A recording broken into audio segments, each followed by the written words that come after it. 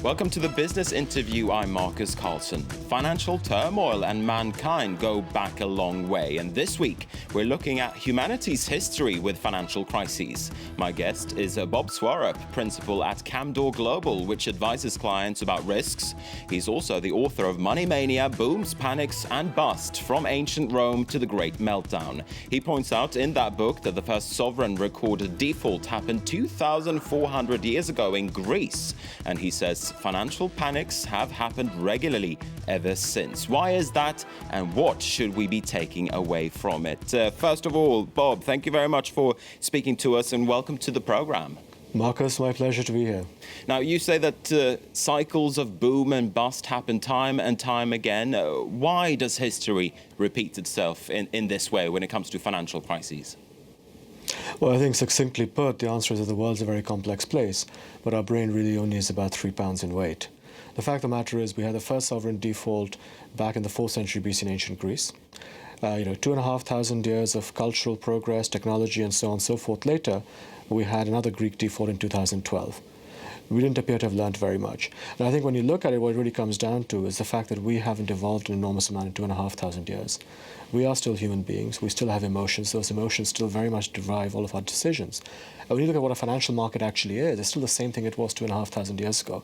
It's collections of emotions. It's hope, greed, fears, people trading against each other. It is sentiment. It is not rational in that sense, the way we would like to think of being efficient, for example. It is not model-driven. It is not numbers. And what we think of as volatility is nothing more than pools of emotion competing against one another.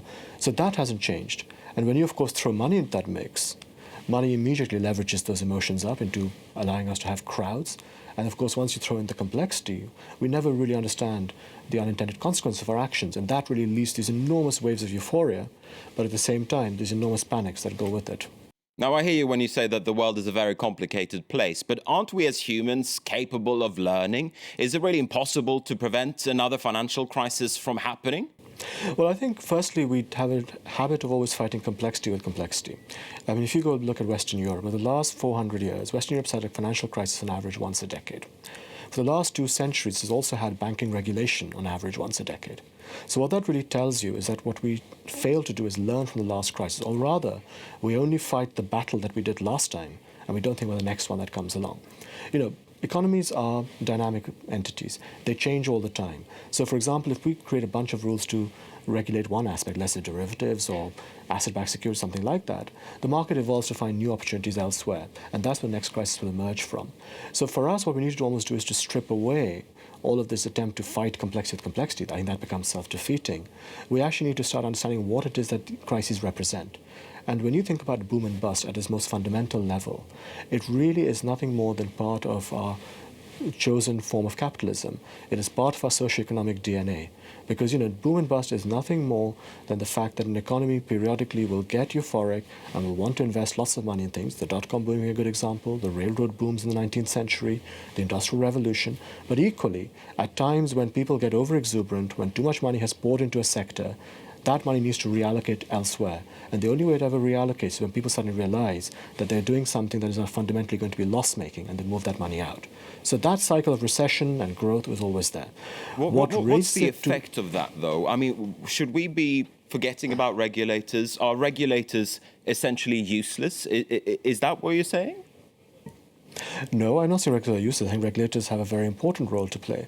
However, what regulators need to do is not so much sit and actually look at the instruments that cause the crisis, but look more at the reasons the crisis happened. It's the incentives that matter. So, for example, if you look at what we've done today, after the last crisis, we have come up with an increasingly complex set of regulations. Dodd-Frank, for example, was 30,000 pages. Globally, you had, in 2011, for example, over 11,000 new sets of regulation. You have now 1 million new pages of new rules governing everything. And what I'm interested by is that not only is it a problem of, say, the banks or the insurance company, whoever is being ruled by these to understand all of this, but the sheer amount of data they're now going to pour forth is going to end up in regulators' arms. They're going to have to read all of this, analyze all of this, distill all of this, and then figure out the important things. And how do they really do that when there's so much information pouring in? I mean, they actually risk drowning under all this information.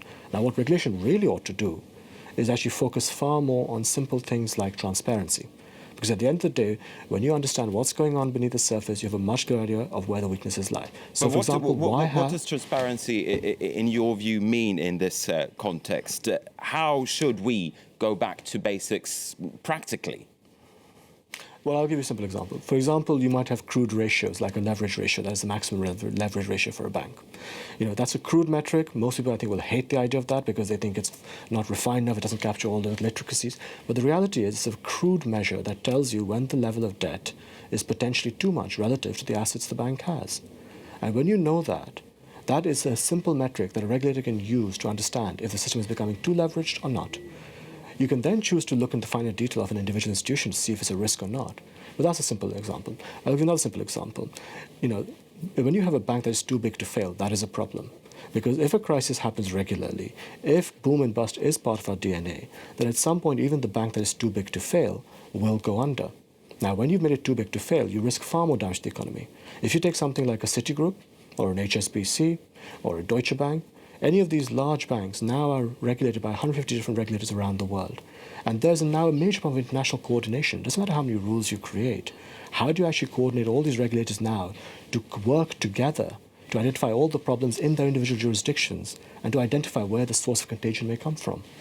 Now, you talked about too big to fail, and at the moment it seems as if not a lot of people are willing to listen to you because a lot of banks are bigger now than they used to be. A lot of global banks are bigger now than they used to be before the financial crisis. Do you think that people are willing to listen to what you're saying? My suspicion is that we have developed this mania for financial stability. We've moved from what was a liquidity trap, I think, to a cognitive trap.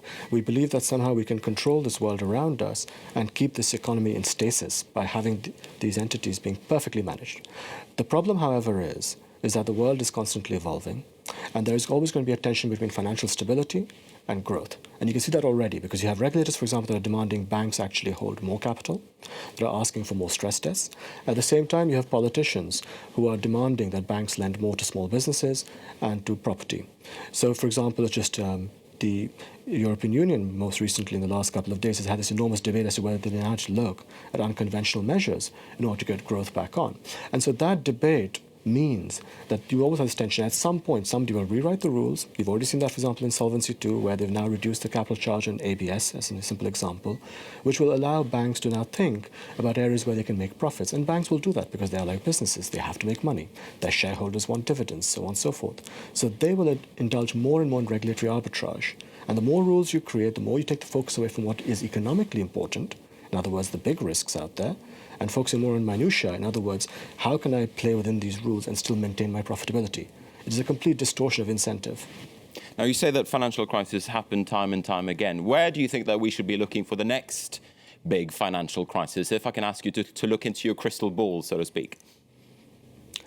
Well, of course, I think J.K. Galbraith said the only point of economic forecasting was to make astrology look respectable. But, I should try my best. I think if I look at the lasting impacts you've had the last few years, you have had this enormous convergence between the sovereign and the bank. Banks were bailed out by sovereigns, and as a result, they've now become indebted to them. And so if you look at Italy, France, most countries, sovereigns are now being increasingly funded by the banks. And I think, to me, that's where the crisis potentially now sits, that you have an enormous convergence between both the bank and the country. And now you have the problem that the debt hasn't actually gone away. All you're simply doing is adding on more debt in the hope that somehow growth will come back. Now, hope isn't a strategy. That debt at some point will again need to deleverage. That debt will again need to be sorted out between good debt and bad debt. And this time when it happens, the sovereign is already far too committed to a bank to be able to bail it out in the same way possible. And I think that becomes potentially far more dangerous and far more scarring.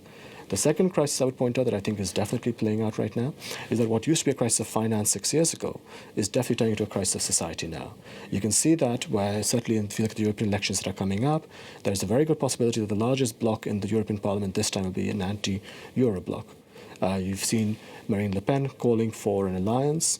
Certainly if you look at the UK, you have UKIP. That is, again, looking at forming alliances across Europe to attack the euro. So really what you've done is you've destabilized the structure of what was meant to be this grand unifying project. All right, so Europe is maybe at least the source of the next crisis. That's what you're essentially saying. Europe is a two-tier society right now. I mean, there is a huge divergence between Northern Europe and Southern Europe, both in terms of their economies, but also in terms of economic priorities.